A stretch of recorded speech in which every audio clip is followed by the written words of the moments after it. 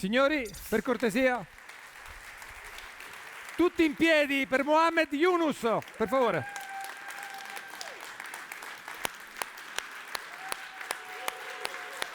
Thank you very much. Wow. Thank you. Thank you so much. That's sweet. Thank you. Thank you. Thank you. It's such a great honor to be here, to share our experiences and what we have been doing. First of all, we do small things. That's why it's microcredit. But raise a lot of big questions in my work. When you start doing things, you face some walls, and you wonder why these walls exist. And I'll just try to give you some of the ideas that we confronted and we tried to share with other people. The microcredit started as some kind of an instantaneous reaction. It's a personal reaction to help people to save themselves from the loan sharks, the mafia-type lending where you grab people, crush their bones, get the money, and those kind of things. And it happens all the time in Bangladesh and other countries. So I was wondering, can we protect the people from being exploited by the loan shark? One idea that came to my mind, why don't I lend the money myself? If I lend the money, people don't have to go to loan shark. And for that person, the problem will be solved. So this was a small idea. I was a teacher, teaching in the university. So I took money from my pocket and started lending money in the village next door. And I had no idea that it will become such a popular thing. Everybody wanted to borrow from me. They don't want to go to the loan shark. Who wants to go to loan shark? And I was happy because I thought I'm helping people. All I wanted to do to make myself some way useful to other people. I thought this way I'm making myself useful to some people, giving money to them so that they are not victims of the loan sharks. But after a while, for a year or so, I see that my money is running out. I gave it all the money that I had, and people are paying back, so I could continue, but I cannot expand. Then I thought of creating a bank. Maybe I thought if I create a bank, I can take deposit and lend the money to the people. It started in 1976. We became a bank in 1983. And then, sky is the limit. We saw how easy it is to lend money to poor people. But it brought me into conflict with the banking system. Banker says, it cannot work. You are fooling people. You are manipulating your books, showing that they are paying back. I said, why should I manipulate my own books? Because this is my own money. I'm not cheating anybody. But they will not listen to that. They said, no, it's impossible. How would you like to believe people that you lend money to poor people and they pay back? I said, they do. What can I do? They're paying back. So I ignored them. I keep saying that you do business in such a funny way. You're supposed to be a bank, lending money to people. But you lend money to people who already have lots of money. You don't lend money to people who don't have money. I thought the logical thing would be to lend money to the people who don't have money. Then go to the people who have money. They laughed at me. This is crazy guy. He doesn't understand a thing about banking. I still don't understand banking. Why they do it.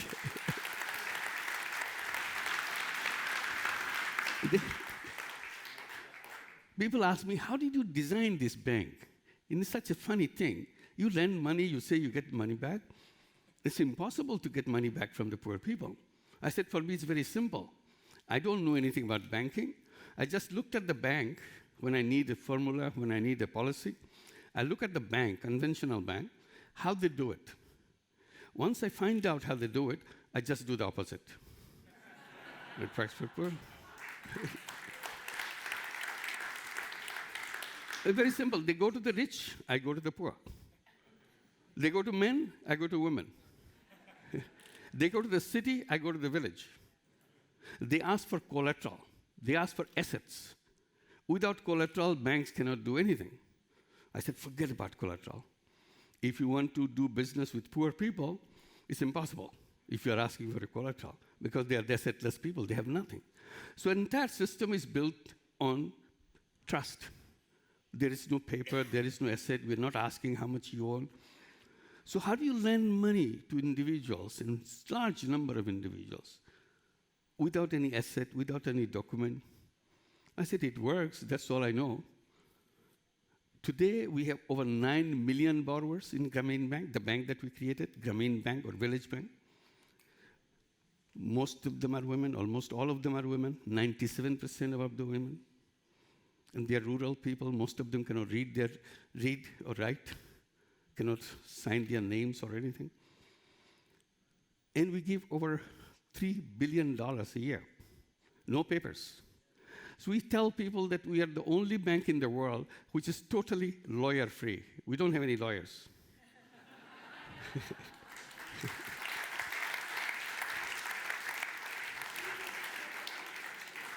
They get very puzzled.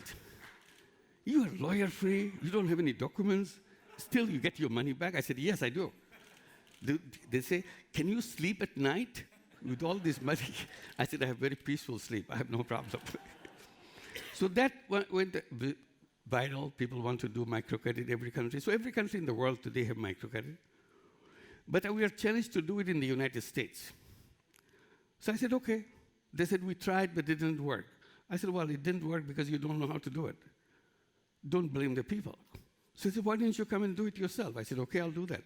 So in 2008, I went to USA, set up a bank. Not a bank, it's a program, because we are just an NGO there, in Jackson Heights, in New York. Lend the money to the extremely poor people in Jackson Heights. There are many of them. And it became very successful. Today, after 10 years, we have 23 branches all over the United States, 7 branches in New York City, 4 branches in California, and other branches in Omaha, Nebraska, Charlotte, North Carolina, Boston, and so many others.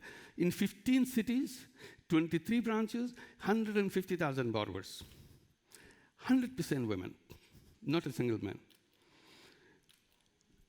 Startup loan would be somewhere around $1,000.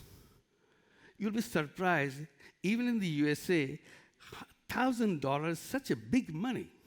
They cannot believe anybody will trust them with $1,000 with no papers, nothing. Out of 150,000 borrowers we have, 90% of them are Latinos.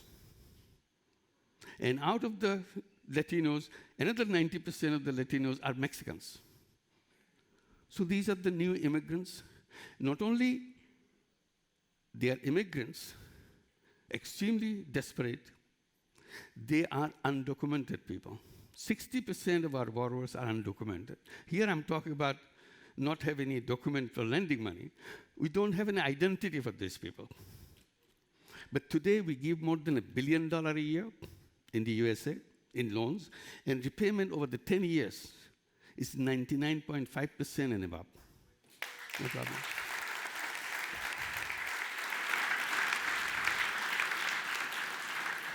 So the idea of microcredit became very popular. People say, yeah, this is a good idea. And they applaud. They invite me to speak in their conferences, but they don't do it. It's very funny.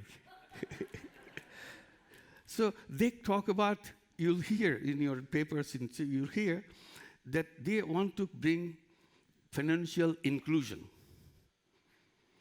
Everybody talks about financial inclusion, meaning people who are left out but be brought in. I said, inclusion doesn't give me the right word. It's this kind of a word which escapes from the whole issue. I said, the real issue is non-exclusion. Nobody should be excluded from the financial system. That's the goal. If you say inclusion, you just do a little bit of on the margin and you stop, because you can't do anything else. So this is the kind of thing that we say. People ask me, you have been doing with the poor people, work with the poor people. Why people are poor? I try to give answer. I said people are poor not because of themselves. Poverty is not created by the poor people. Poverty is created by the system. All the institutions that we built, financing institution is one of them, created poverty. Unless we fix the system, we're not going to solve it. We may do a little here, a little bit there, but it will not be concretely final. This is the direction we have to move on. So we try to do it in our own way, how to address that. So what I did, when you work with the poor people, you get into a lot of other issues involved with the poor people. Healthcare is one. If you're poor, you are poor in health. It goes synonymously. If you are a poor woman, all the health problems are packed in you. So I tried to see if I can do something about it. So I created a health program with health clinics, with hospitals, and so on. Every time I see a problem, I create a business to solve it. And I have done one after another. Today, we have done more than 50 such companies in Bangladesh, each one addressing a particular problem of the poor people. But this has some unique features in these businesses. We don't want to make money from them. Then the controversy begins. How can you create business if you don't want to make money? I said, I have done it. Any problem? I said, is there any law in the country? If I don't want to take money, profit from my company, I'll be jailed. There is no such law, so I don't take my profit. Because my intention is not making money. My intention is to solve problem. I do it in a business way, but I have nothing to do with taking profit. It's a sustainable business. It covers its cost. It creates a surplus. Surplus is plowed back into the business. As a business investor, I get back my investment money. That's allowed, but nothing more than that. So this is the kind of thing. And that creates lots of questions. Is it right? Could it be done? I said, that's the only way to do. Because if you are always looking for money, you don't see the problems of the people. Because you're blinded by the money. Money is a big blinding force in people's mind. It's a profit maximization. That's what drives everybody. So you have no time to look at people's other aspects. I said, whole economic system, whole economic theory is based on a wrong principle, wrong premise. The premise is a human being is driven by self-interest. I said, self-interest is only one quality of human being. It's not the entire human being. There is a self-interest, there is a common interest, broader interest, collective interest. But the economic theory has left out the whole idea of common interest. It's only personal interest. So everything is driven by personal interest. I said, that's what the root cause of all the problems that we have created. Economic theory, I try to explain, gives us glasses on our eyes with dollar signs. We see the world with dollars. We can't see anything else. So we are totally blind human being. I said, all I'm trying to do is to give them bifocal glasses. You have a dollar sign, I'm not denying that, but you have a people sign too. You can see both. For dollar sign, you have a business. We all do that business. But for people sign, there is no business. I created that business. It's just a social business. That's where I'm not interested in making money. I'm interested in solving problems. I said, there's nothing wrong with it. It's your desire. It's your intention. It's not a law of forcing you. If you want to do that, you can do that. And every business, I can own a profit-making business. I can own a social business. There's no harm in it. In profit-making business, I make money. In social business, I solve people's problems. Of the 50 that I said I created one, I just give example. Bangladesh rural areas don't have electricity.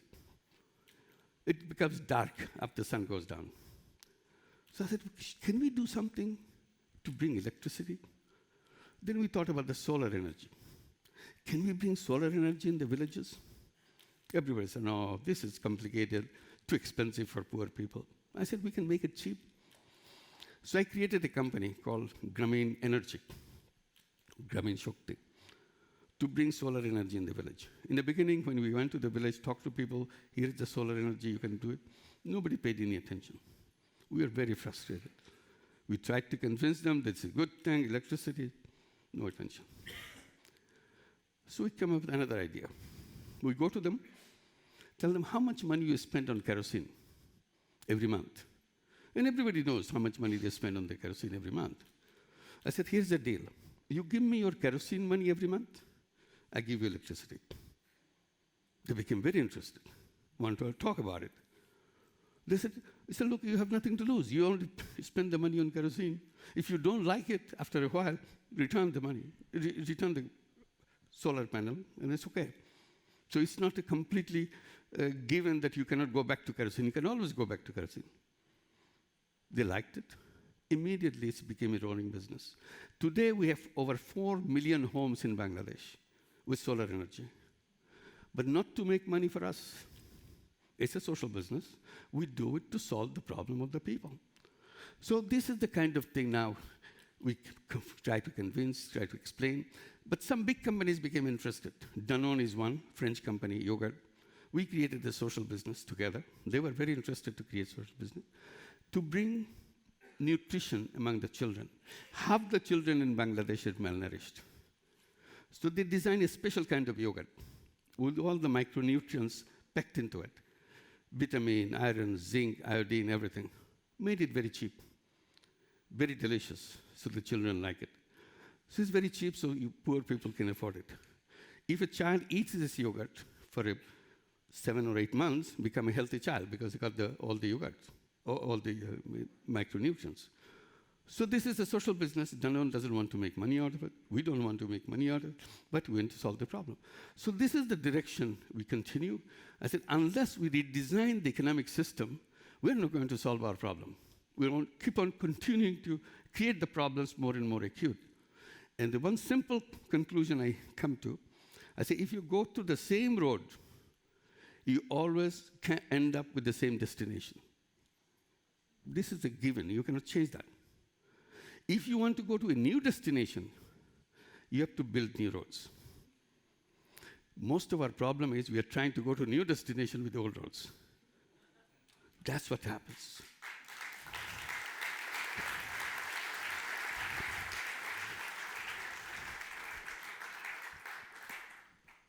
Let me share with you the worries about this problem. I have 3 major worries. It's my personal worry. It could be your worry too, but I want to share as a personal feeling. My worry number 1 is the wealth concentration. I think the world will be finished because of the wealth concentration. All the wealth of the world is getting concentrated in fewer and fewer and fewer hands. Literally, 1% of the population of the entire world own 99% of the wealth of the entire world. What kind of economy is that? When all the blood in your body is accumulated in your fingertip, whole body is empty. So 99% of the population of the entire world has to do with 1% of the wealth. And it is getting worse every second. It's not going to change. As long as we go to the old roads, this is the destination we get, wealth concentration. And I tell people that this is a time bomb. People will not take it for long. It will explode. The whole society is explode. Our politics will explode. Our economy will explode. Because we're denying people sharing the wealth you create. We talk about growth rates. I said, whose wealth is growing?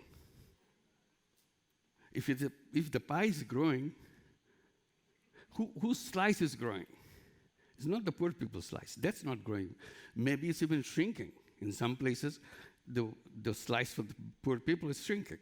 It's in the middle, just slightly maybe. But the big one is for the rich slice. That economy is going to be doomed. It cannot function. Society-wise, politics-wise, it is a dysfunctional system. So this is one. It's getting worse every day. And I talk about the problem of environment. Everybody talks about it. I don't have to elaborate on it, on the urgency part of it.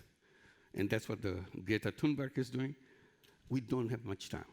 But business are business as usual, as if nothing is going to happen. After all these evidences, we do not change our mind. Do a little bit. Okay, let's do some SDG.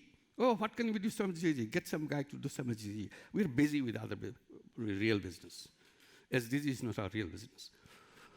That's not going to help the whole world. We have how many years? 10 years? 20 years? 1.5 degrees Celsius? In 30 years maybe? 2 degrees Celsius? And that's it. So 2050 is our deadline. Are we working on that? If you don't do that, it's a point of no return. Even if you try your best, it's gone, finish. So this is one, I don't want to elaborate. Third one is relevant because you're talking about technology. My worry is artificial intelligence. I said, that's another thing which is going to kill us. I said, technology can be a blessing. Technology can be a curse. I see this technology, artificial technology, can also be a blessing, can also be a curse. Which direction it's going? I see very concrete pace, concrete direction is going in the wrong direction. It's a curse direction. What happens if the technology keeps coming? Artificial intelligence keep taking over everything. Today we talk about artificial intelligence winning a journalism prize. You heard about artificial intelligence winning games, very complicated games, Go and all that. They are the winners. Artificial intelligence written book, getting book prize. Artificial intelligence is your anchor on your television. This is today, it's done. What is tomorrow? So artificial intelligence is not just replacing labor, cheap labor in the bottom. Artificial intelligence will be replacing all kinds of people, including the CEOs, because they will be more intelligent CEO than the human intelligence. Because that's the challenge. Artificial intelligence can be more efficient, more intelligent than human being. That's the whole issue. Now, first, limit to ourselves with the unemployment situation. Just a simple one. Cheap labor will be replaced with the machine, which is already done, which is being done. I'm from Bangladesh. Our economy is, best part of our economy is our garment industry. Millions of poor people are employed by the garment industry, and Italy is one of the big buyers of our garments. Globally, we sell that. Within 15 years, probably garment industry will not be in Bangladesh anymore because artificial intelligence will take it over. They don't need to come to Bangladesh anymore. They came because of cheap labor. Because now artificial intelligence will be cheaper, so why go to Bangladesh and pay all the shipping and all this transportation and all that? We'll do it in our backyard. Wherever our store is, we'll just produce it as much as we need. We don't have to store anything. That will be the style of doing things. McKinsey report tells us, in the next 15 years, 500 million people will be out of jobs because of artificial intelligence. Where do they go? They say, no, don't worry about these are cheap labor, non-skilled labor will be replaced. I said, okay, I don't worry. But where do they go then? Maybe they will find some cheaper work. They cannot go higher work. It's cheap wage work. Where is the cheap wage work? I don't know. So what happens to the return to all our economic activities? Return to capital will be soaring, because that's what artificial intelligence will do. Return to labor will be shrinking, because there will be either cheap labor or no labor, no job. Again, it make the wealth concentration faster, because labor in the bottom, they don't get anything. And then they say, well, some argue that maybe you don't have to worry about that. Why? Because government will take care of it. How will the government take care of it? They will give them universal basic income. That's wonderful. Our governments will give them universal basic income. They will have a check in the beginning of the month. They will take care of themselves. Do nothing to worry. You can go on, have all the artificial intelligence you want. But the question is, should we transform all these people on a universal basic income finally as beggars? Do we turn themselves into beggars? We turn ourselves into beggars. That's what we have done. I said, that's not the destiny of human being I would like to see. Destiny of human being is creativity. It's taking control of my life and contribute to the world to make it a better world. That's what the human destiny. Not sitting there as a beggar living with the subsidy from the government. And then I raised one more question. I said, okay, even if you do that, you say the government will give the subsidy and people will live. If artificial intelligence become more and more intelligent, will there be government controlled by people anymore? Because artificial intelligence will be in the scene. They'll be the one who will be running the show.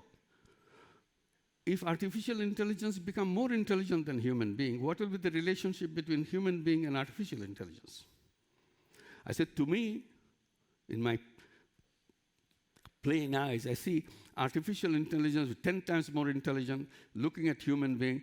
They look like some kind of cockroaches on this planet. They don't understand anything. They make a mess of a place. They consume. Artificial intelligence don't consume it. These people consume and fight among themselves. Maybe some smart one will call up their pest control department, say, clean them up. Is this the direction we should be going? Where is the end to this? It may be a very scary scenario I'm presenting, but you make your own scenario. I don't have to make it for yourself. You talk about the unemployment situation. Look at the possibility artificial intelligence become more intelligent and calling the shot for everybody. So these are the three worries. Unless we address that, we don't have much time left. We are not talking about 100 years. We are talking about a few decades in future. Each one of them, wealth concentration is a ticking time bomb. Artificial intelligence will be swept out. We have no role in the world anymore. And the one with the environment, we know all that. I hope we don't come to that. Before we come to that, why don't we build the new roads so that we build a new future for us? That's where we should be concentrating. Not pushing the old wheel again and again to go to the same direction. It doesn't take us anywhere. Thank you very much. Thank you.